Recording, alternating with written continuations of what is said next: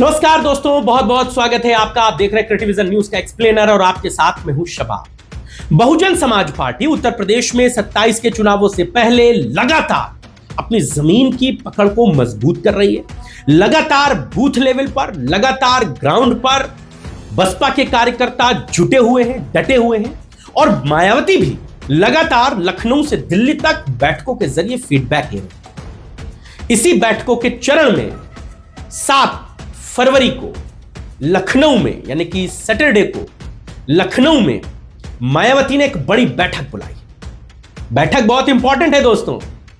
बैठक क्यों बुलाई है और इसके पीछे का क्या कारण है, यही आपको बताने जा रहा हूं। 2 इंपॉर्टेंट इशू हैं जिन पर मायावती ने इस बैठक को बुलाया है।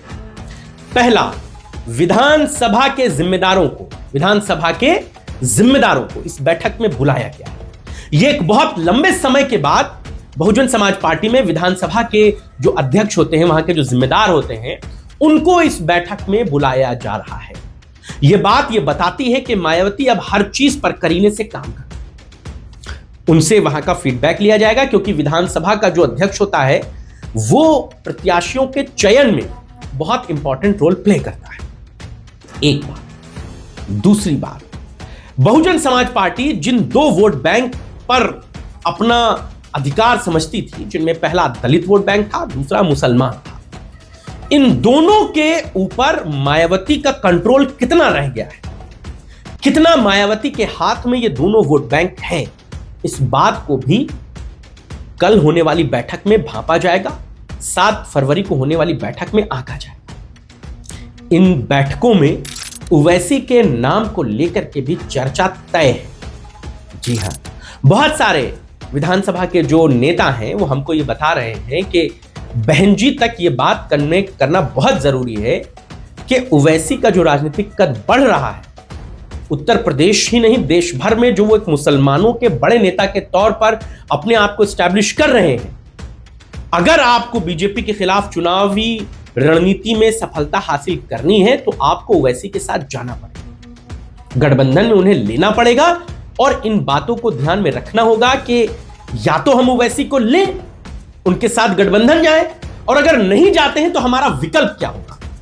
फिर हम ओवैसी की उस दाढ़ी टोपी वाले उस फीचर को कैसे खत्म करेंगे, कैसे मुसलमानों के बीच में ओवैसी के कद का नेता ला पाए। यह भी एक बड़ा इंपॉर्टेंट इशू है और इस इशू पर 7 फरवरी को होने वाली बैठक में मायावती के सामने तमाम चीजों को तफसील से रखा जाएगा। बैठक बहुत इंपॉर्टेंट है। मायावती, चूंकि ये बात आपको पता है कि वो पहले ही ऐलान कर चुकी हैं कि हम किसी के साथ गठबंधन में चुनाव लड़ेंगे नहीं, हम अकेले चुनाव लड़ेंगे, और कमोबेश 100 सीटों के आसपास वो अपने प्रत्याशियों के नामों का ऐलान भी कर चुकी हैं धीरे धीरे।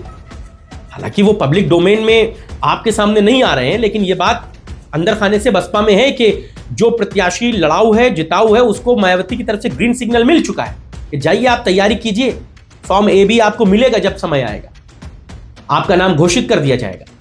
तो अब ऐसे में अगर गठबंधन होता है, भाई वैसी तो मुसलमान बाहुल सीटों पर ही लड़ेंगे, वो अयोध्या में जाकर मिल्कीपुर में तो चुनाव लड़ेंगे नहीं। वो तो चाहेंगे कि उन्हें श्रावस्ती में टिकट मिले, बहराइच में टिकट मिले, मुरादाबाद में मिले, संभल में मिले। मायावती भी यही बात चाहती हैं। लेकिन मुसलमानों के नेता के तौर पर ओवैसी का कद किस लेवल का है, इस बात पर भी कल की बैठक में चर्चा होनी है। अब इस बैठक में क्या निकल कर आएगा, इसके लिए तो इंतजार करना होगा, लेकिन मायावती की तरफ से पूरी रणनीति तैयार है। सभी तरीके की चीजों को सिस्टम में देखा जा रहा है। आप इस खबर पर क्या सोचते हैं? मायावती की बैठक और मुसलमानों के नेता को लेकर के कैसे चीजें बनेंगी?